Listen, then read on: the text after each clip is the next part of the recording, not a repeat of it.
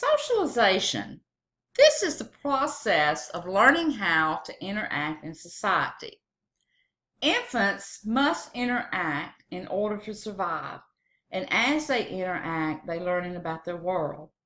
Children who are isolated or who receive little attention when they're very young do not learn to walk, talk, or otherwise respond to people because social interactions are crucial to human development. There are many theories on socialization, and we're going to take a brief look at three. One is Sigmund Freud's psychoanalytical approach. He was the very first social scientist to address both the nature and the nurture aspects of human existence. According to Freud, he divided the self into three parts: the superego, the ego, and the id. And these are our elements of personality. Two of our most important drives, according to Freud, is sex and aggression. This is our id. It's present at birth.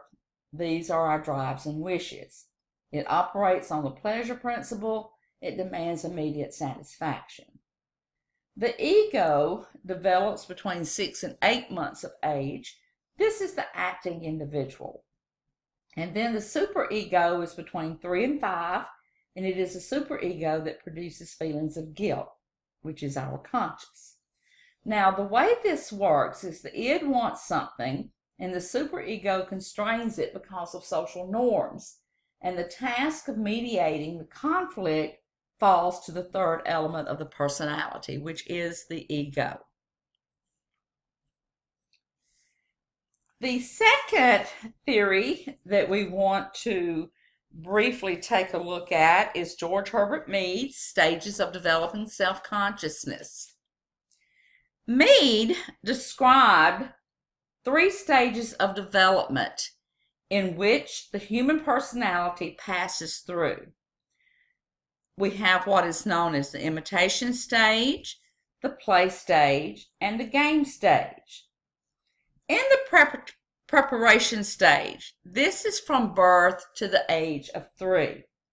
The child attempts to mimic the behavior of people who are in his or her life.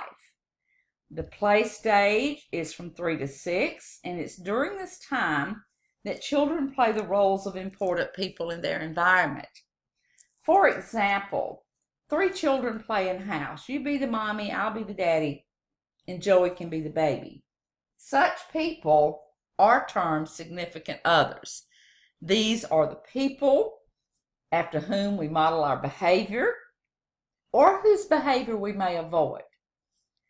Games, on the other hand, are organized and consist of rules. The game stage begins between the ages of 6 and 9. In games, the roles are related to each other by rules that define what those rules are and how they are to be played. And according to me, the 2 most important activities of childhood are play and games.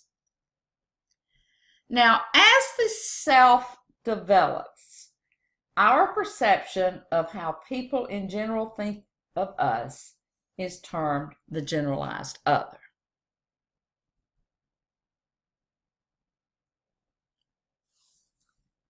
Charles Horton Cooley used the term looking glass self to describe how people learn about themselves.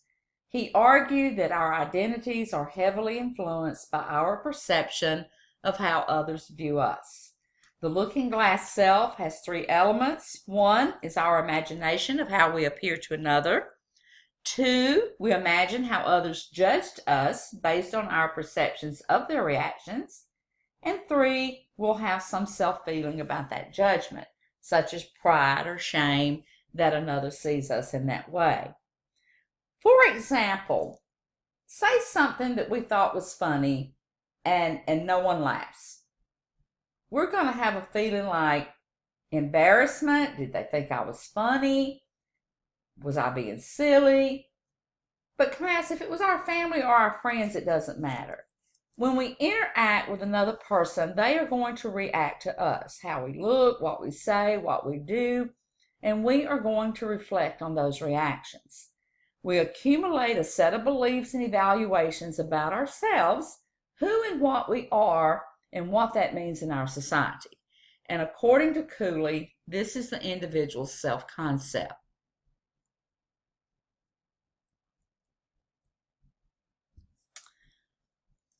We have many agents of socialization, but there is 4 that's in your textbook that we want to briefly talk about. What an agent of socialization is those that can affect the self-concepts, attitudes, and behaviors of others. In most societies, the family is the most important agent of socialization. Here we're talking about parents or whoever is taking on the parenting role. These are the most important. Most of the child's early interaction is with these people, and this dependency makes the child especially likely to take these individuals as models to be imitated. Sociologists refer to this early interaction as primary socialization. It's all the ways in which the newborn individual is molded into a social being. People's perceptions of behavior that's appropriate for members of their sex are the result of socialization. From birth, males and females are treated differently. Males are expected to be task-oriented, whereas females are expected to be nurturing and people-oriented. Socialization for these roles occurs in every aspect of American society, from children's storybooks to the mass media. And from this socialization, children learn what is expected of them. Secondary socialization occurs in later childhood and adolescence when the child leaves the family for schooling and comes under the influence of adults and peers outside the household and immediate family. As the shift occurs from primary to secondary group situations, there is also a shift from informal to more formal social contacts. For example, children are introduced to formal systems of evaluation, such as report cards, grades, but the family relationships are more intimate. In the school, the teacher is supposed to treat all children alike.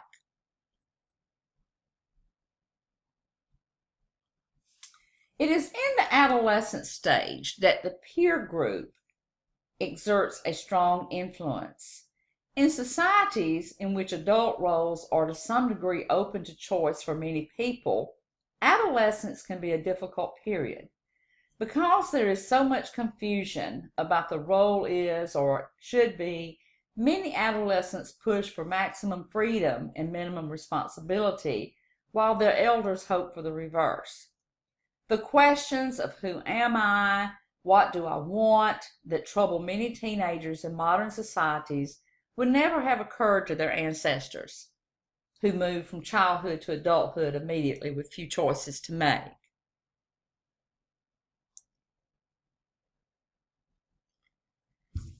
In modern societies, socialization also occurs through exposure to the mass media, which includes books, magazines, newspapers, radio, film, television, and most recently the internet.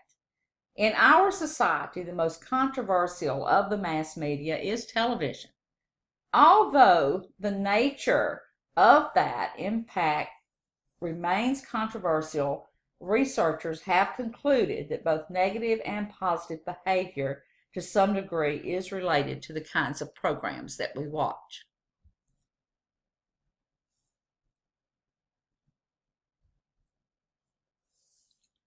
Resocialization is most likely to occur in late adolescence and adulthood.